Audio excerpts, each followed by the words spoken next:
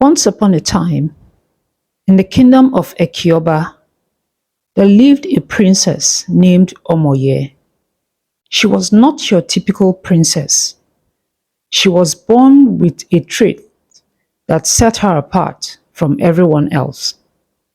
She had a habit that made her subject of mockery and ridicule among palace staff, royals, and the entire community. Whenever she spoke, she would accidentally spit.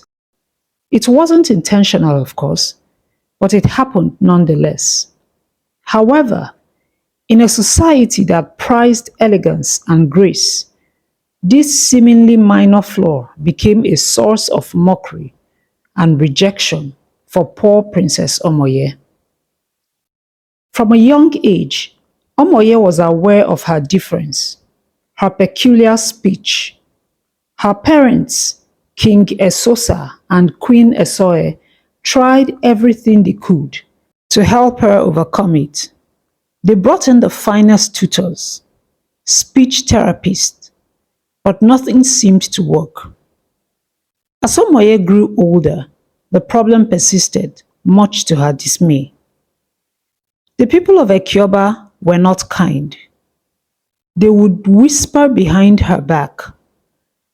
Some would openly mock her when she spoke in public. Visiting royals would struggle to hide their discomfort. The palace staff would exchange knowing glances whenever Omoye addressed them, and the villagers would giggle and point as she passed by. It was a lonely, isolating existence for the princess who longed to be accepted for who she was. Despite the mockery and rejection, Omoye remained kind-hearted and gentle. She spent her days immersed in books, finding solace in the stories of far-off lands and brave heroes. But within the pages of her beloved books, she couldn't escape the cruel reality of her own life. One day, news spread throughout the kingdom that Prince Obaze from a neighboring land called Ugeli was seeking a bride. The kingdom of Ugeli was the richest kingdom that ever existed in that geographical location. A grand party was to be held at the comfort of the royal palace in Ugeli, and all eligible maiden and royalty from far and wide were invited to attend. Princess Omoye got an invitation. Perhaps this was her chance to find acceptance and happiness. With her parents' encouragement, Omoye prepared for the party with great anticipation. The palace in Ugeli was adorned with flowers and shimmering decorations, and the air was filled with sound of music and laughter. As Omoye descended the grand staircase in her exquisite gown, all eyes turned to her. She was beautiful. But as soon as she began to speak with other guests, they made faces, showing their disgust, and moved away from her. Then the whispering, scornful laugh and giggling started. Omoye's heart sank, and she felt the sting of tears in her eyes. She excused herself from the crowd and fled. Back in the palace in Ekioba kingdom, Omoye made a promise to herself never to be vulnerable again. She immersed herself back in her books, this time learning about history, art, and philosophy. She found solace once again in the vast palace library. Books became her friends, offering companionship and refuge from the judgmental eyes of the world. As the years went by, Omoye became a remarkable beauty with intelligence. Her knowledge was unmatched, and her kindness was boundless. Yet, the people could not see past her flaw. They whispered behind her back, calling her Spitfire Princess, and made cruel jokes at her expense. Despite the hurtful words and the constant rejection, the princess was determined to prove her worth.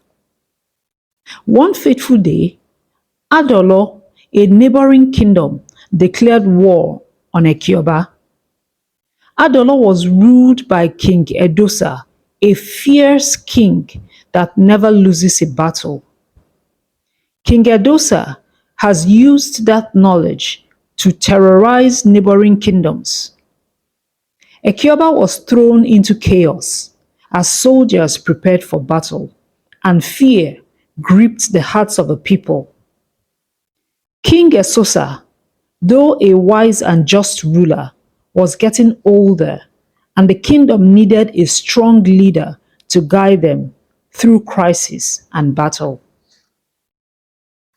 Princess Omoye stepped forward and told her father, the king, that she would lead Ekioba in the battle. Her father had no choice but to bless her. As she gave her speech, her voice was ringing clear and strong despite the saliva that accompanied her words. She spoke of courage, unity, and strength of the human spirit.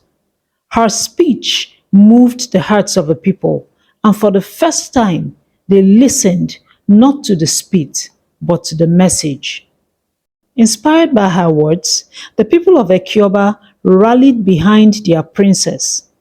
Farmers became soldiers, craftsmen forged weapons, and scholars devised strategies. Omoye, with her brilliant mind and unwavering determination, led her people into the battle.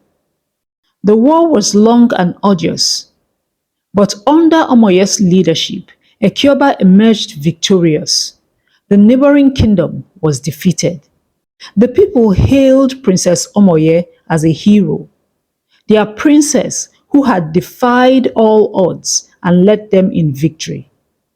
From that day forward, the people of Ekioba no longer saw Omoye spitting as a flaw. Instead, they saw it as a symbol of her strength, her resilience, and her unwavering determination. She had shown them that true worth lies not in outward appearance, but in the courage of one's convictions and the kindness in one's heart. The news of Ekioba's victory over Adolo spread like wildfire. Kings, queens, princes, and princesses came from neighboring villages to pay homage to the princess who defeated and eliminated King Edosa the Fierce, who had been a terror to everyone. Prince Obaze was among the royalties who came to pay homage to the princess. He was surprised to know that the princess he had seen at his party but never got a chance to meet was the very same person who had brought glory and peace to the region. "We never had a chance to be officially introduced," he said. "I searched for you that day, but I was told you left abruptly. Sorry about the way people treated you at my party. It was not right." She found herself opening up to him about her struggles and fears. Prince Obaze took her hand in his and said, "I see beyond your flaws.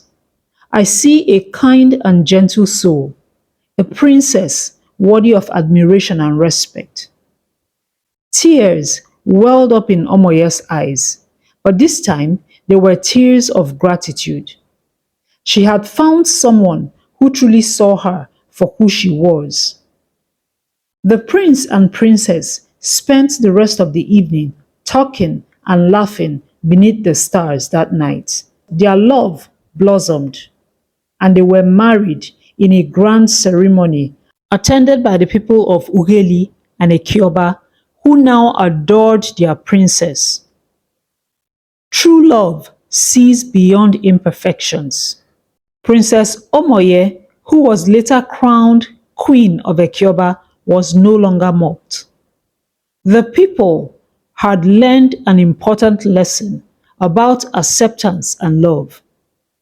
Together with her husband, she ruled with wisdom and compassion, and proved that a princess rejected and mocked for a perceived flaw could rise above it all to become a true queen.